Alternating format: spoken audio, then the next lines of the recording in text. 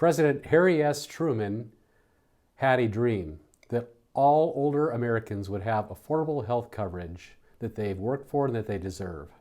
As the honorary first Medicare enrollee, we're going to talk about how Harry S. Truman's dream has evolved and how many people facing important Medicare decisions today need to have all the information they need to make an informed decision. Stay tuned.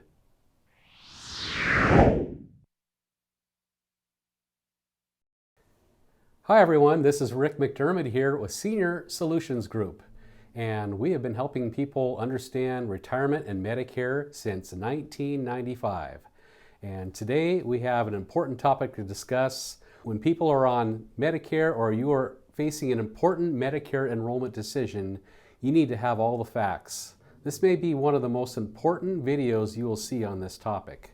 There are some recent developments. The Senate has had hearings a week ago on some of the issues surrounding Medicare and Medicare Advantage, which we're going to dive right into. So just this week, Congress, the Senate committee that is addressing Medicare Advantage routinely delaying care or denying care, I watched the Senate hearing about 3 times, and I was transfixed on some of the issues we're facing as a country. So those of you who don't know what Medicare Advantage is the private option.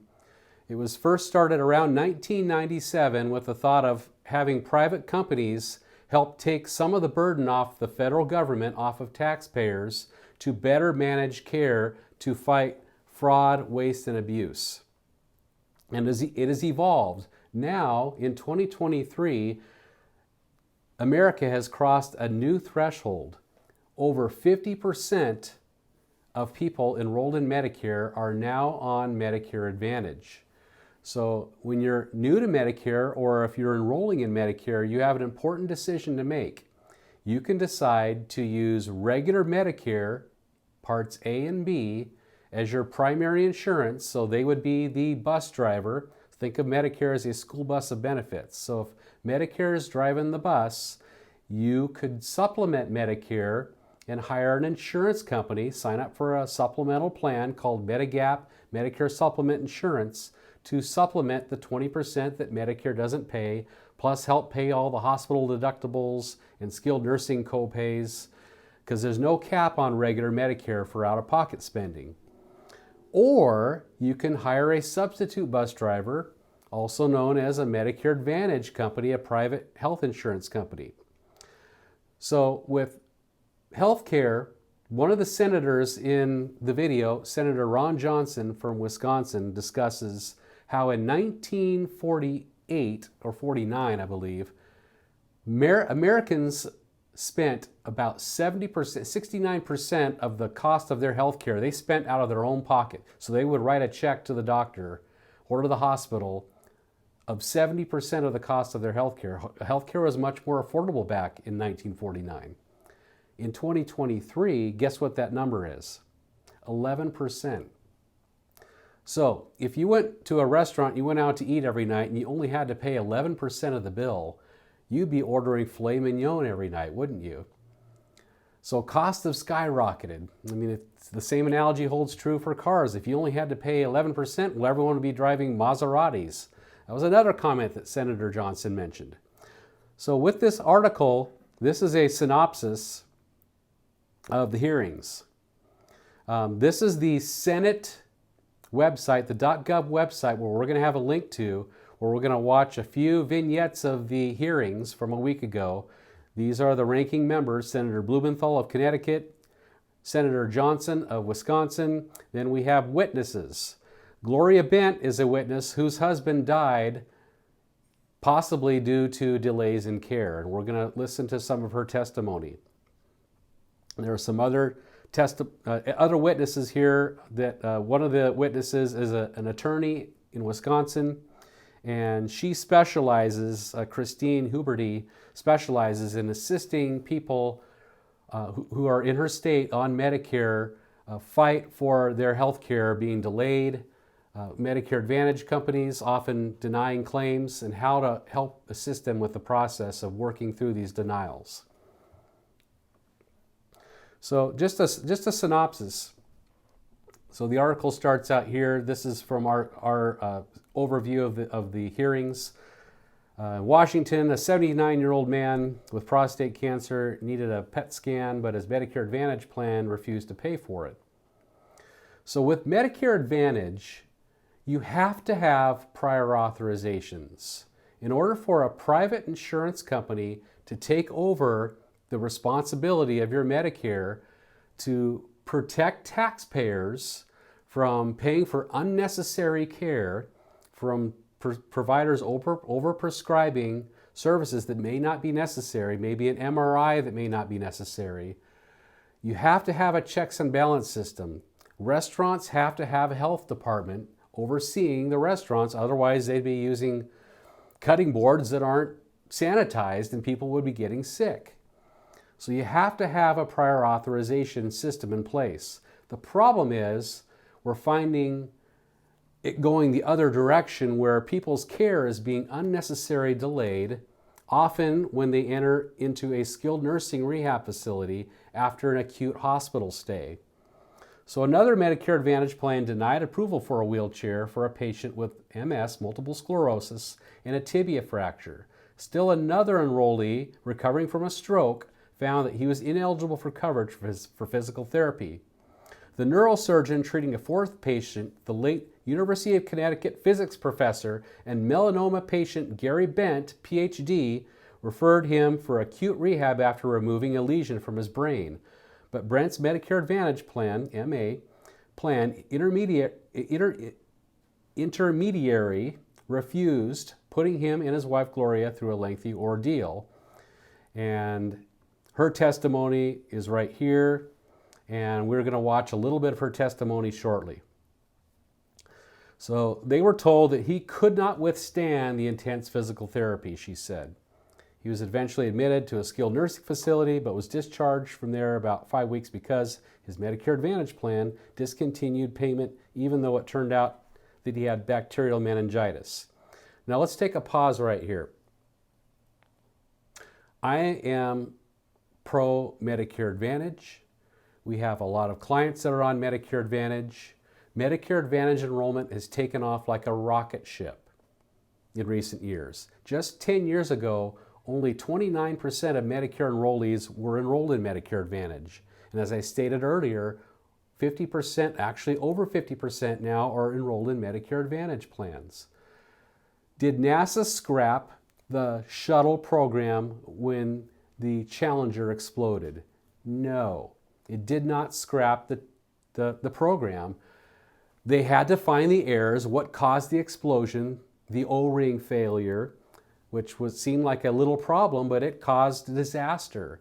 So if we can fine-tune this as a nation, we are all in this together. The Senate is looking into this, Congress is looking into this. We as taxpayers have a problem, and it needs to be fixed because Medicare Advantage is a crucial component for people having choice. There are a lot of great benefits that Medicare Advantage offers. Some additional benefits such as dental, vision, hearing. But you cannot make your decision to enroll in a Medicare Advantage plan simply based on those ancillary benefits. You need to look at the big picture. What is best for you? It's not what's best for anyone else but you. It's not what's best for us as an agent. Now we get paid, full disclosure, a higher commission to enroll people in Medicare Advantage in year one, sometimes up to triple the commission. So when we make a decision to enroll in a Medicare plan, Medicare Advantage versus a Medicare supplement plan, you need to look at all the facts. The ads on TV, the commercials with celebrities, Joe Namath, Jimmy Walker, Captain Kirk, Dr. Phil, highlight all the perks, all the giveaways. And they don't often disclose some of the out-of-pocket cost, prior authorization requirements, which are a necessity for these companies to take on these big risks. Without prior authorizations, the insurance companies could not enter the market. They would have no idea how to control the risk. And who pays those dollars? It's taxpayers. So Without controlled spending, without prior authorizations, Medicare Advantage would not work. But we've got to make sure there's transparency and that we don't have algorithms and robots who don't know your health case, who aren't your doctor, making computers and robots should not be making, artificial intelligence should not be making these decisions. So when we look at these hearings, we're going to examine some of these real life stories on how these algorithms are making people's lives often a living hell. So let's dig in. That ensures that all American seniors receive the health care they need. Medicare Advantage, run by insurance companies, is becoming an increasingly integral part of that program. As of 2023, more than 30 million Americans were enrolled in Medicare Advantage plans, representing more than half of Medicare-eligible Americans. This number is only continuing to grow. And I want to be clear, I support Medicare Advantage programs, the flexibility that they provide for seniors across the country. Many seniors are very happy with Medicare Advantage and want to continue with them. But the reason we're here today is that all too often the big insurance companies that run Medicare Advantage plans have been failing seniors when they need treatment and care. Medicare Advantage insurers are required to provide beneficiaries with the same minimum level of coverage as traditional Medicare. And yet we've seen evidence indicating that in many instances, they are failing to do so. In fact, failing entirely because they are denying or delaying care. And tragically, we've heard from many families who face denials in the middle of major medical crises, forcing them and their loved ones to fight, even as they are fighting for their lives. And the fight for insurance coverage is detracting from the fight for their health. And perhaps most troubling of all, there is growing evidence that insurance companies are relying on algorithms rather than doctors or other clinicians to make decisions to deny patient care. In a report released last year, the Inspector General of the Department of Health and Human Services identified a large number of instances where Medicare Advantage companies refused to authorize treatment for care. They clearly met Medicare coverage requirements. In one case, a cancer patient had a common scan needed to determine if the disease had spread, delayed by their insurer for more than a month. In another, an insurer refused a walker to a 76-year-old patient. The insurance company argued that this patient had been provided a cane within the past 5 years and therefore didn't need a walker. In each of these cases, the insurer's decision overlooked the treating physician's assessment of what their patient needed. Our subcommittee has been hearing from patients and providers alike who have stories of care being delayed or denied. And many of these stories involve patients who have been hospitalized for serious medical issues and who need nursing home or rehabilitative care before they're ready to return home. These denials have become so routine that some patients can predict the day on which they will come. Advocates who have helped patients appeal denials of medically necessary care have uncovered documents showing that these decisions are not being made by doctors or other trained professionals at all. Instead, companies are using algorithms that have been programmed to predict how much care a patient needs without ever meeting a patient or their doctor. Insurers may refer to these algorithms as tools used for guidance, but the denials they generate are too systematic to ignore. All too often, black box AI and algorithms have become a blanket mechanism for denial. And the insurance companies insist that those AI mechanisms are proprietary, but part of what needs to happen is to make them more transparent so that patients and providers know, along with the public, how they are being used. Major insurance companies who run Medicare Advantage plans are making record profits. Gross margins for Medicare Advantage enrollees are well over double those for individual market, group market, or Medicare Advantage, Medicaid managed care enrollees. The largest Medicare Advantage provider even said in its most recent report that a major reason for their increase in revenue between 2021 and 2022 was in fact the growth of Medicare Advantage.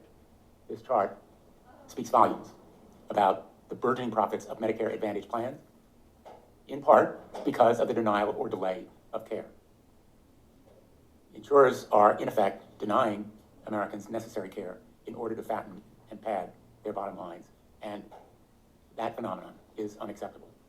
The information that this subcommittee has uncovered so far, and that we will hear today, demonstrates the need for additional investigation into the practices of these powerful insurance companies. And I want to put these companies on notice. If you deny life-saving coverage to seniors, we are watching, we will expose you, we will demand better, we will pass legislation if necessary, but action will be forthcoming. Today, we sent bipartisan Okay. So that's Senator Blumenthal's opening statement. And basically, with these Medicare Advantage plans that are raking in record profit, in part due to denial of care, delay of care. One of the things that we're going to hear about is with these denial of care, back in 2021, Medicare Advantage companies had 31 million prior authorizations that were submitted from members on Medicare Advantage plans. Of those 31 million, 6% of them, over 2 million, were denied. So of those people that were denied their treatment by the Medicare Advantage organization, the percentage of people that appealed that decision was 11%. So if you go to the doctor and the doctor says you need XYZ surgery, you need therapy, you need to get treated, you need an MRI, you need to go for skilled care because you had a cancerous lesion removed from your brain and now you need to learn how to walk again. If the Medicare Advantage plan denied that claim, you have to pay that out of your pocket. And the average cost of skilled nursing care in our state is over $300 per day. Most people can't afford that. And most people that are laying in a nursing home bed aren't going to have the wherewithal to be able to comprehend, how do I appeal this? And if you're alone, if you don't have family supporting you, this attorney from Wisconsin, that's what she does. She supports families that are going through this. So again, we'll have a link to the full video in the notes below. Also, if you haven't subscribed to our channel yet, please do so, and please share this with a friend. This is important information. So we're going to move along to the testimony right now. My name is Christine Huberty, and I've served as an attorney at the Greater Wisconsin Agency on Aging Resources since 2015. As an advocate for senior residents of Wisconsin, part of my job is to provide legal assistance to residents experiencing Medicare coverage denials. I'm here today to share my experiences with Medicare Advantage plans routinely denying coverage of skilled nursing facility stays, which endangers the health and safety of beneficiaries, causes unnecessary stress and financial hardship, and many times shifts expenses to the state's Medicaid program. Skilled nursing facilities are intended to be a temporary rehabilitation or nursing care facility after a hospital stay. For example, if a person breaks a hip, needs surgery, their doctor generally recommends several weeks in a skilled nursing facility until they're ready to safely go home. If a senior has original or traditional Medicare, they can expect to receive up to 100 days of coverage for their stay with no hassle. If a senior has a Medicare Advantage plan, however, they can expect to receive a denial well before their doctors even say they're ready to go home. This is despite the requirement that's been discussed that Advantage plans must offer the same benefits and apply the same coverage criteria as original Medicare. When a patient first receives a denial, they're thrown into a maze of red tape that is dizzying even to our experienced legal team. The initial denial is made not by the Advantage plan, but a third-party contractor using an algorithm. A computer determines what a patient's predicted length of stay should be based on millions of past beneficiary data points, not the patient's plan of care or the advice of their doctors. Then, at each additional level of appeal, if the patient actually chooses to fight it, the denials are upheld by quality improvement organizations with little to no explanation. If a patient is successful with an appeal while still in the facility, they can expect a new round of denials to start in a matter of days. Patients caught in this maze are forced to make a devastating decision: stay in the rehab facility and pay thousands of dollars out of pocket, or go home against medical advice. In Wisconsin, we have a unique legal services program with attorneys able to take these cases at no cost. When we represent clients at federal hearings, more often than not, the denials are overturned. But this is after months of document gathering, preparation of summary briefs, rounding up witnesses, and a telephone hearing against a team of representatives brought by the Advantage plans if they show up at all. Even if a patient is successful at hearing, it can still take well over a year to get reimbursed. This issue has even hit me personally. This past holiday season, a family member called me and explained that his 89-year-old mother had fallen while and was hospitalized and entered a skilled nursing facility for rehab. They'd received a denial after just a week, and they didn't know what to do because her doctor said she still wasn't ready to go home. My first question was, does she have an Advantage plan? When the answer was yes, my heart sank because I knew immediately what this family was going to be up against. After a total of 3 falls, 2 hospital stays, and repeated denials, she ultimately went home against medical advice and decided that the appeals process was too stressful to pursue. Fortunately, this family had enough money to pay for the denied charges and lived close enough to help locate safe housing options and home care. But what does this situation look like for an individual with no family or friends or legal representation? In Wisconsin, the average cost of just one day in a skilled nursing facility is over $300. The individuals who can't afford to stay will likely be advised to spend on their assets, forcing poverty to qualify for the state's Medicaid program. Now, these are not uninsured individuals. These are individuals who have chosen and paid for a Medicare product that was heavily marketed and aggressively sold to them. They're not getting the coverage that they paid for, and they're met with hurdles at every turn. Nor are these patients abusing the system. No one truly wants to be in a skilled nursing facility. Patients are actively trying to get home. In the case examples that I've provided your investigative team, you'll note that in nearly all situations, the patients returned home on the timeline prescribed by their doctors, and sometimes even earlier, not the unrealistic and at times unconscionable timeline forced upon them by their Medicare Advantage plan.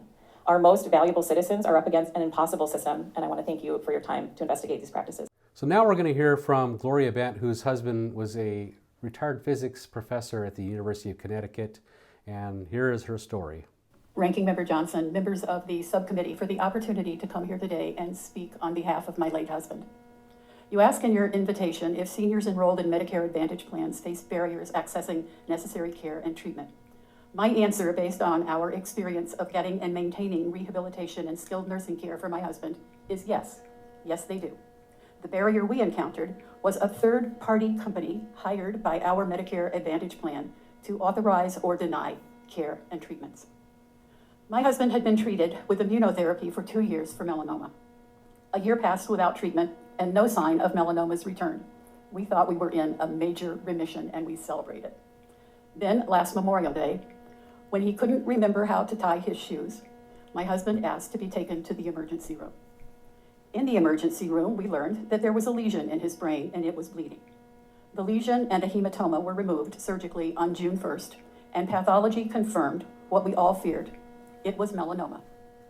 Gary came out of surgery with significant cognitive and mobility deficits. He had upper body weakness. He couldn't walk. He had left neglect. That means that his brain no longer registered that he had a left side to his body. He was heartbreakingly confused and disoriented. His neurosurgeon wanted him transferred to an acute rehabilitation and skilled nursing hospital for intense physical, occupational, and speech therapy. Acute rehabilitation services were denied. The third-party authorization party determined that my husband couldn't withstand intense therapy, even though his neurosurgeon felt it was appropriate. A transfer to short-term rehab and skilled nursing was approved, and he was transferred there on the 14th of June. But before the staff of the facility could even evaluate my husband or develop a plan of care, I was contacted by someone who identified themselves as my Navi Health Care Coordinator and told that my husband would be discharged on July 4th. My job, she told me, was to find the safest possible location for him to be brought home to on that discharge date. And she strongly suggested that we consider he would be permanently wheelchair bound and therefore highly recommended a skilled nursing facility, self-pay. And if I lived in a home that was not handicap accessible, which ours wasn't, then I needed to move. I shared my concern about the July 4th discharge date with the Seabury staff, and I was told that I had just entered a battlefield that I was going to be on in an attempt to keep my husband at that facility as long as he needed to be there. They told me that I could expect regular renewals or regular reviews of his health notes, that I could expect a series of notices of denial of Medicare payment accompanied by a discharge date that would be 2 days after I got that notice. And they told me that I could appeal, but if we won a couple of appeals, then we could expect that the frequency with which these denials were going to come would increase. In the 7 weeks that Gary was at the Seabury Health Services Center, we received 3 of those notices of pending Medicare non-payment. The last 2 came 4 days apart. We won 2 of the appeals, we lost the 3rd. My husband was discharged on August 7th. He came home by ambulance and was accompanied by an EMT who told us he seemed to have a low-grade fever and had complained about headaches and neck pain with every bump in the road. He was disconnected, disoriented. He was experiencing great difficulty in making the transfers from chair to walker to bed that he had mastered at Seabury. The next morning, we had to call emergency services because my husband did not know who he was, where he was, or who we were. He was taken to the Yukon Health Center where he was admitted and where he stayed for 3 weeks because he was discharged with bacterial meningitis. The reappearance of melanoma in 2022 pulled a rug out from under my husband and my family. Then came the added trauma, which piled on steadily, of having to fight to keep him receiving the care he needed. This should not be happening to families and patients. It's cruel. Our family continues to struggle with the question that I hear you asking today.